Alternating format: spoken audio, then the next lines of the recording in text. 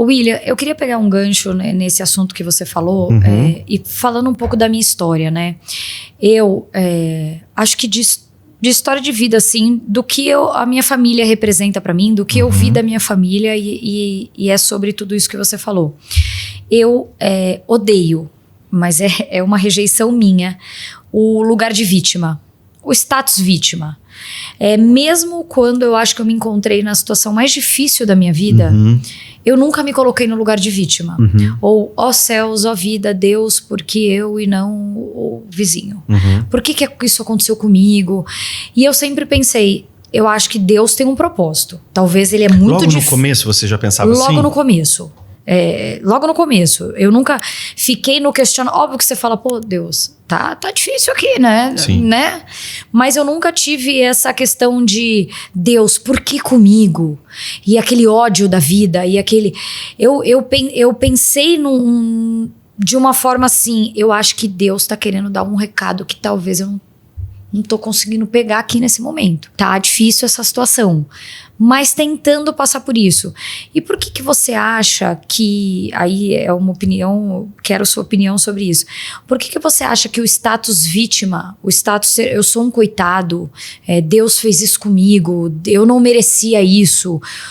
Seja numa situação como a minha, assim, que é um trauma, uma perda, ou em qualquer situação, assim, olha, eu sou um dinossauro, eu fui atingido por esse meteoro e agora eu não tenho mais. Então é muito mais fácil ser, eu não tenho, vai ser muito difícil pra mim, ou em qualquer situação, só eu vivo doente, só eu tenho isso, só eu passo por isso, e tentar mudar essa situação do que ser realmente o protagonista da sua história. Eu vou transformar, eu não sou uma vítima e eu posso fazer disso uma transformação. Muito boa a sua pergunta. Porque você sai de uma situação de dor e dentro dessa situação de dor você consegue ter uma consciência muito mais expandida que você tem uma missão.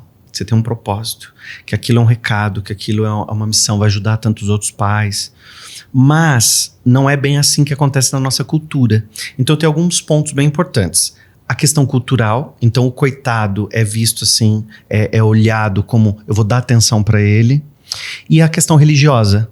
Então existem dogmas religiosos que você precisa ser muito pobrezinho, sofrido, coitadinho para ser aceito por Deus, para ser amado, para entrar no céu.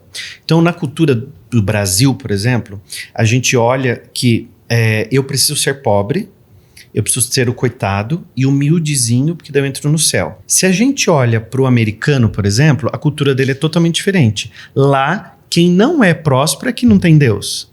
Porque eles abençoam o dinheiro, eles abençoam a prosperidade. Então eles estão acostumados. Então se tem uma pessoa na rua pedindo esmola, aquela pessoa ali está fazendo alguma coisa errada. Porque assim, por que Deus não está abençoando a vida dela? Sim. Então eu peguei 2 exemplos bem extremos.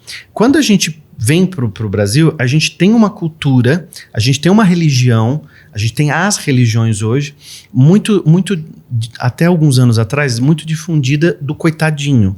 Então, você vê, por exemplo, se você pega a Igreja Católica muitos anos atrás, você vê que aqueles filmes antigos, a gente vê o chicote ainda nas costas. Então, eu tenho que me punir. Eu tenho que ter uma punição. Então eu falo que hoje a gente ainda tem um chicotezinho invisível. Então eu preciso sofrer. Então eu quero que o outro veja a minha dor.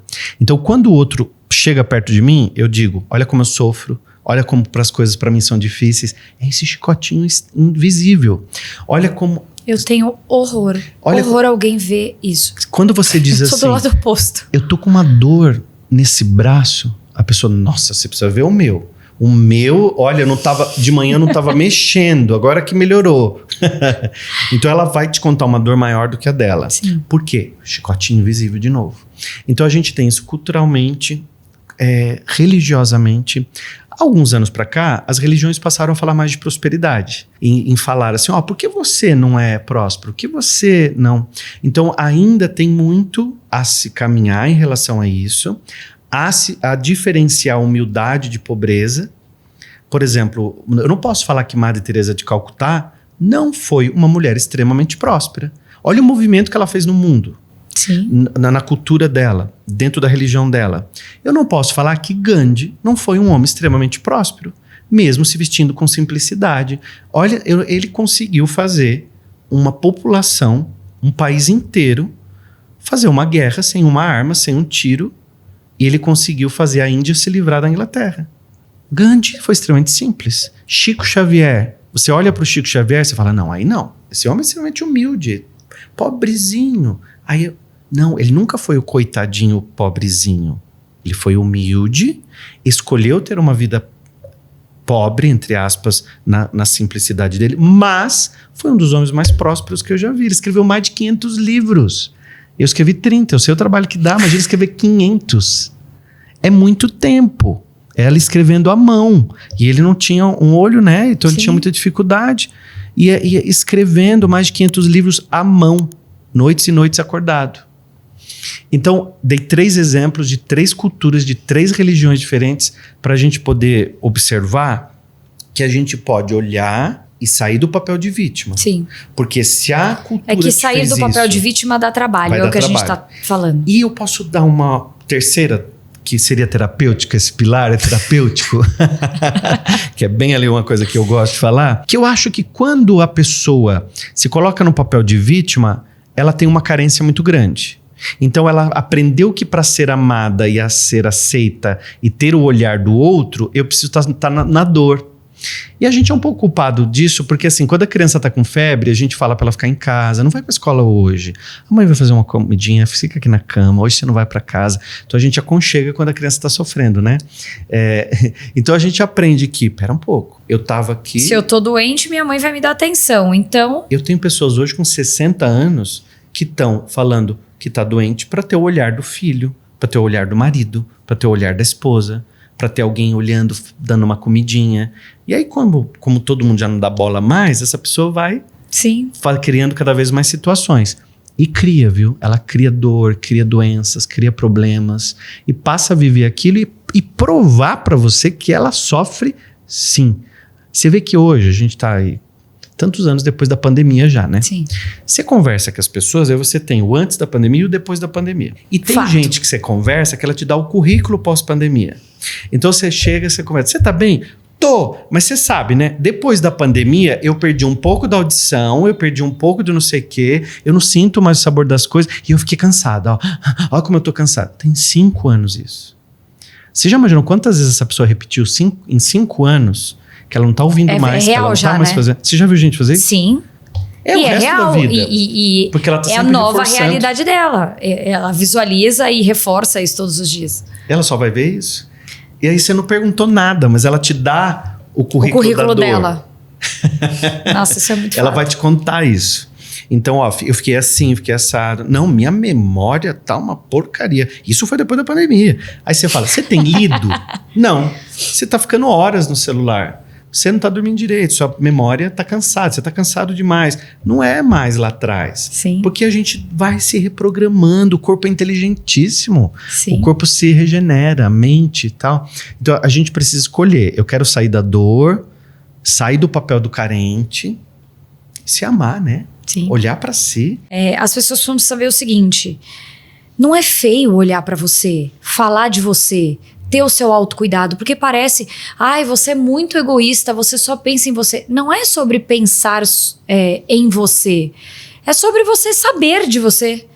É eu saber um pouco mais profundo, é o que você falou. Quando eu tô percebendo que eu tô me desconectando, eu me retiro, vou ali me reconectar. É isso. E não é você ser egoísta, é você saber mais sobre você, os seus limites, o que você quer, o que você não quer, o que você gosta. Porque às vezes a gente nem sabe. Talvez eu goste do que o outro goste, porque eu me acostumei com aquilo. E o outro se acostumou também com você sempre sofrendo. O dia que você não sofre, a pessoa até acha estranho, né? É. Nossa, a mãe tá com alguma coisa, que ela não reclamou, ela não falou nada. O que será que aconteceu? Tá diferente, né? É. E sempre é tempo da gente melhorar. Sim. Eu tenho um livro, eu trouxe até pra você, tá? O livro Em Mim Basta tá aí? Já? Já. Ah, eu trouxe um livro. Pega pra mim, por favor. Você pode pegar aí. O livro Em Mim Basta. É um livro que fala exatamente nisso, no basta que a gente precisa dar. Então chega uma hora que a gente precisa dar um basta, seja num comportamento, num pensamento, numa ação que a gente tenha, porque a gente faz uma quebra de padrão negativo, né? Eu coloquei na capa desse livro... Depois você já traz todos os outros aqui, que a gente já fala de todos deles. Esse fósforo na capa é exatamente o que a gente precisa fazer. Porque esse fósforo que se retirou, olha o padrão negativo que ele quebra. Então ele vem vindo ali num padrão negativo, tudo com infelicidade, nananã, e ele vem e se retira. Então ele é o que teve coragem de se retirar. Aí depois a gente fala aqui dos... Eu trouxe o da Turma da Mônica pra você também. Da Turma da Mônica eu já te contei a história, né?